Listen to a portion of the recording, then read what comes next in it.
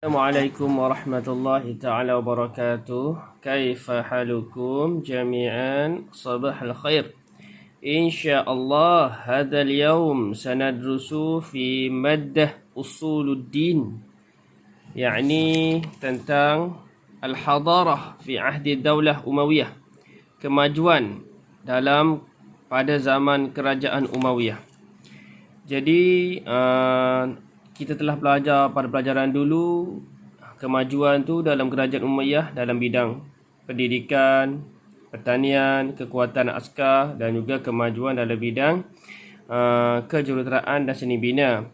Jadi kemajuan tersebut tu tidak boleh dicapai melainkan melalui beberapa faktor.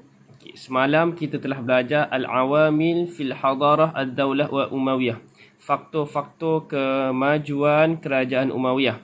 Yang pertama sebelum ni iaitu faktor istiqrarud daulah.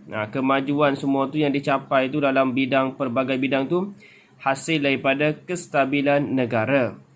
Yang kedua, kita telah pelajari juga kemajuan itu semua tu dicapai hasil daripada hari ini insya-Allah kita akan belajar kemajuan yang tercapai itu ialah hasil daripada istiqrarul iktisadi.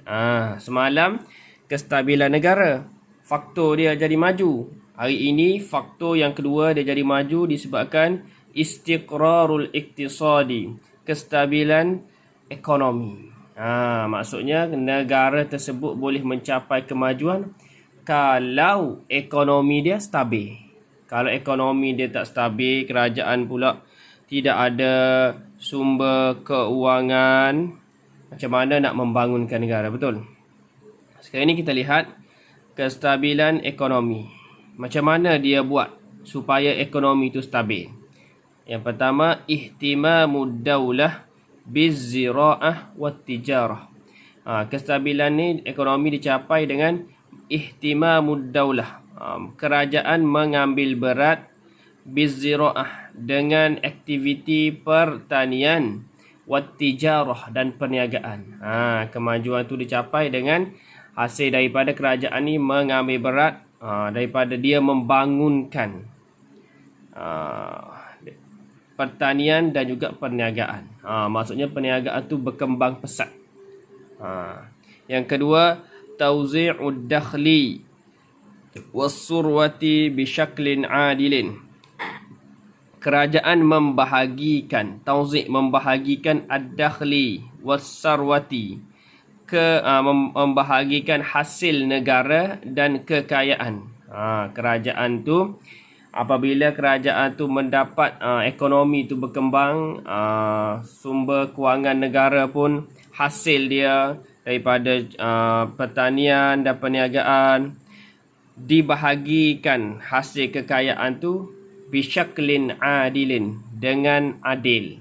Maksudnya hasil daripada pertanian dan perniagaan yang diperoleh kerajaan tu, kerajaan membahagikan kepada rakyat secara adil. Sebab itulah stabilnya ekonomi tu. Maksudnya orang miskin, orang pertengahan, orang kaya, semuanya mendapat manfaat. Yang ketiga, kestabilan ekonomi yang ketiga didorong oleh as-saytaratu 'alal aghlabi turuqi at-tijarah. Kerajaan mengawal, as-saytaratu mengawal, kerajaan mengawal ala aghlabi turuq at-tijarah, sebahagian besar jalan perniagaan. Aghlabi turuq at-tijarah, sebahagian besar jalan perniagaan. Maksudnya pada zaman dahulu kan, kalau aktiviti perniagaan tu biasanya melalui jalan laut lah. Perairan-perairan daripada laut, kapal-kapal datang berlabuh apa semua. Jadi kerajaan mengawal dengan baik aktiviti di pelabuhan dan tidak ada, kita kata penyeludupan barang-barang. Jadi menyebabkan kerajaan tu dapat kawal barang-barang, kemasukan barang-barang dan juga hasil kerajaan tu daripada cukai yang dikenakan sebagainya dapat hasil tu kepada kerajaan. Jadi kerajaan tidak mengalami kerugian lah. Jadi untunglah kerajaan. Bila untung, sumber kewangan negara tu akan bertambah dan ekonomi pula akan jadi stabil. Okay, yang ketiga, yang kedua habis dah. Faktor kemodenan kerajaan Umayyah yang kedua habis. Yang ketiga jim. Faktor yang ketiga tatawuru al-ulum wath-thaqafah. Faktor kemajuan yang ketiga ialah perkembangan. Tatawuru al-ulum wath-thaqafah. Perkembangan ilmu sains dan budaya. Thaqafah tu budaya. Kalau nak maju saja negara tu tidak cukup dengan stabil saja. Tidak cukup dengan yang kedua tadi, stabil ekonomi. Mesti seiring dengan ilmu dan juga budaya tu. Masyarakat tu mesti bertamadun kan. Masyarakat tu hidup dalam harmoni. Okey, cuba tengok. Nashatat al-madaris al-ilmiyah. Bagaimana dia nak dapat perkembangan ilmu sains dan budaya tu? Nashatat madaris al-ilmiyah. Ditubuhkan sekolah-sekolah dalam bidang akademik. Sekolah-sekolah ditubuhkan. Sekolah-sekolah dalam bidang akademik. Maksudnya bukan belajar agama saja.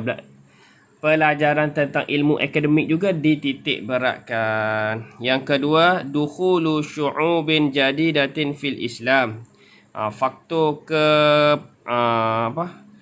kemodenan itu dalam perkembangan sains dan budaya itu hasil daripada kemasukan. Dukhulu syu'ub. Kemasukan bangsa baru, bangsa asing lah yang baru dalam Islam. Contohnya, apabila kerajaan Islam tu menakluki sebuah negara yang baru, rakyat-rakyat tersebut juga turut memeluk Islam. Jadi bila memeluk Islam, wa yumkinu istifadatu minhum, dan dapat mengambil manfaat daripada mereka. Apabila diorang tu, bangsa lain tu memeluk Islam, ilmu-ilmu yang ada dalam bangsa tersebut tu dapatlah diambil manfaat.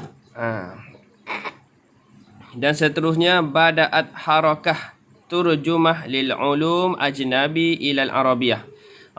Kerajaan Umayyah juga memulakan gerakan menterjemah ilmu-ilmu asing ke dalam bahasa Arab. Bada'at harakah at-turjumah. Memulakan gerakan menterjemah lil ulum ajnabi, bagi ilmu-ilmu negara luar, bangsa luar, ilal arabiyah, kepada bahasa Arab. Maksudnya kitab-kitab, buku-buku daripada negara-negara lain dalam bahasa lain diterjemahkan ke dalam bahasa Arab. Tujuannya supaya ilmu itu dapat dikembangkan. Okey, begitulah. Ada 3 semua perkembangan faktor-faktor kemodenan kerajaan Umayyah. Yang pertama, kestabilan negara. Yang kedua, istiqrarul iqtisadi, kestabilan ekonomi. Dan yang ketiga, faktor yang ketiga, negara itu jadi maju sebabkan perkembangan at-tatawuru al-ulum wath-thaqafah, perkembangan sains dan budaya. Jadi selamat menonton. Jangan lupa tulis nota berdasarkan tajuk yang kita pelajari hari ini. Assalamualaikum warahmatullahi wabarakatuh.